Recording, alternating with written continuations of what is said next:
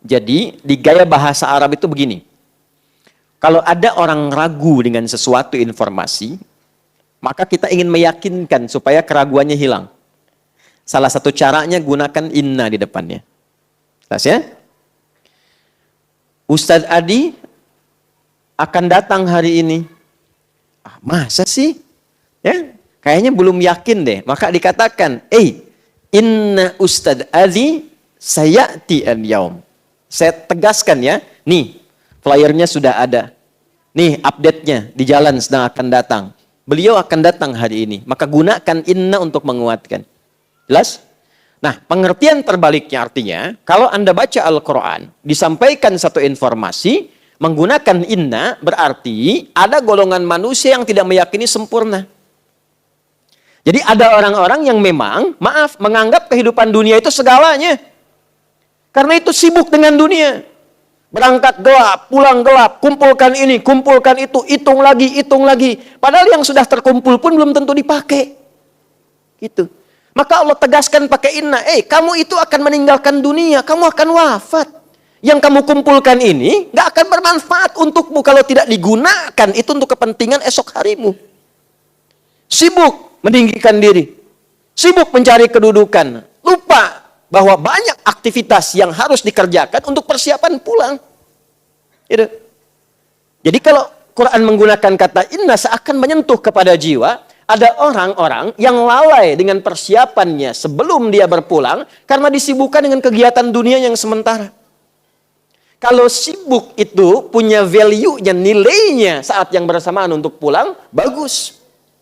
Silahkan cari harta yang sebanyak-banyaknya. Gunakan untuk apa? Untuk ibadah.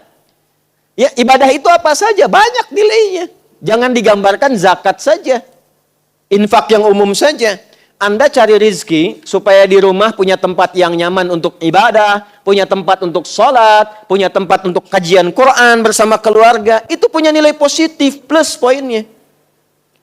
Anda cari harta supaya dapat makanan yang halal, enak dan halal. Ya, coba pilih. Halal nggak enak, ya, atau enak nggak halal? Ya, saya tahu itu pasti enak dan halal. Itu kan? Jadi ya silahkan cari makanan yang enak dengan cara yang halal. Halalan, thayyiban, silahkan. Senikmat-nikmatnya. Mau beli nasi goreng di Jerman, silahkan. Ya nggak dipaksa. Jus alpukat diperhatikan, silahkan saja. Ya, halalan, thayyiban. Tapi niatkan untuk ibadah. Makannya supaya kuat sholat. Itu niatnya. Makannya supaya bisa baca Quran energinya. Itu niatnya. Lalu gunakan untuk zakat.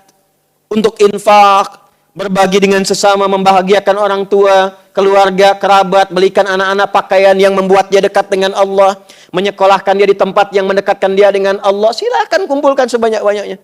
Bukankah sudah ada Utsman contohnya? Abdurrahman bin Auf. Tapi kalau cuma kumpul lagi, beli sesuatu untuk pamer, capek hidupnya. Beli mobil cuma buat dipanasin doang, lihat, masih ada, balik lagi. Capek hidup begitu. Ya. Beli pakaian cuma buat ditontonin doang. Lucu. Ketawa dulu. Beli pakaian dipoto, ceklik. Terus diupload deh di Instagram. Alhamdulillah dapat rezeki baru. Dipakai? Enggak.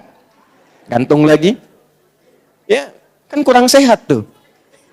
Iya kan? Capek. Jadi tersiksa hidupnya, capek. Cuman begitu saja. Nah, Allah menegaskan. Hidup kamu jangan begitu. Kamu kan tahu akan meninggal. Tapi memang agak aneh nih manusia seperti ini nih. Jadi kalau sudah terakumulasi nafsunya, tertutup nanti akalnya. Jadi akalnya dipakai untuk dunia saja. Jadi kalau ditanya, jawab dia.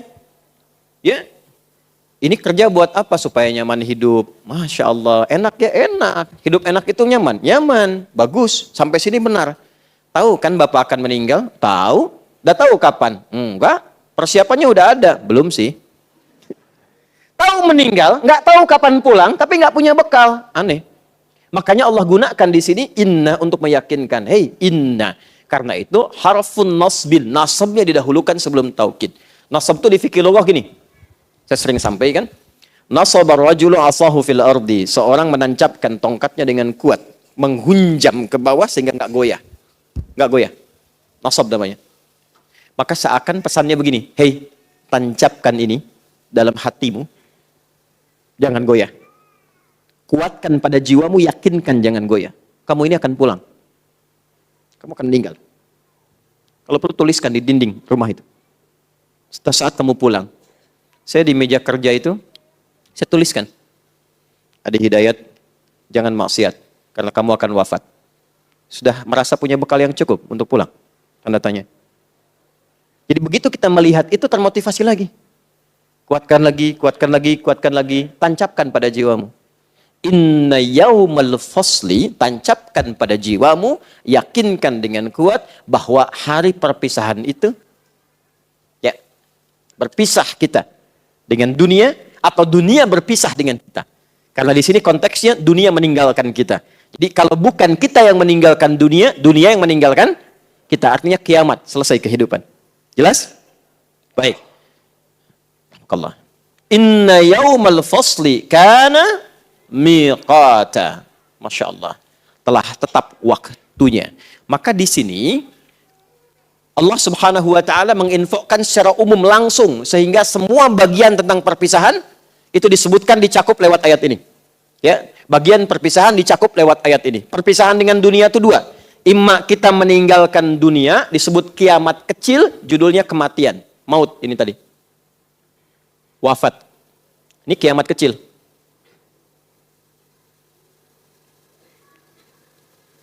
Atau kiamat besar, dunia yang meninggalkan kita, hancurnya dunia.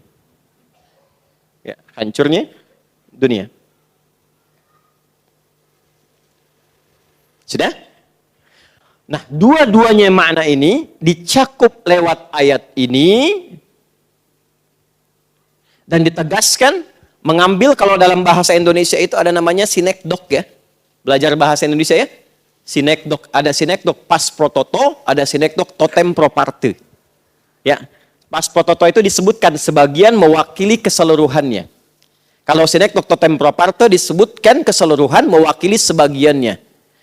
Di kejuaraan bulu tangkis itu Indonesia mengalahkan Malaysia. Apakah semua orang Indonesia main bulu tangkis di kejuaraan itu? Kan tidak ya, sebagiannya saja ya. Ya, jelas ya? Baik, tapi itu adalah uslub gaya bahasa untuk menunjukkan mencakup sebagian tapi disebutkan keseluruhannya untuk menunjukkan kedahsyatannya. Jelas? Nah, ini sama. Disebutkan di ayat ini mencakup peristiwa kiamatnya, hancurnya dunia, berpisah dari satu alam ke alam yang lainnya, tapi saat yang bersamaan diisyaratkan pula di dalamnya hilang semua kehidupan kita, semua meninggal. Ya, tapi intinya adalah ingin menjelaskan, hey, apa yang kamu akan cari akan hancur. Apa yang kamu kejar-kejar selama ini akan meninggalkan engkau. Kalau bukan engkau meninggalkannya, ia yang akan hancur dan engkau kehilangan kesempatan dia. Paham sampai sini?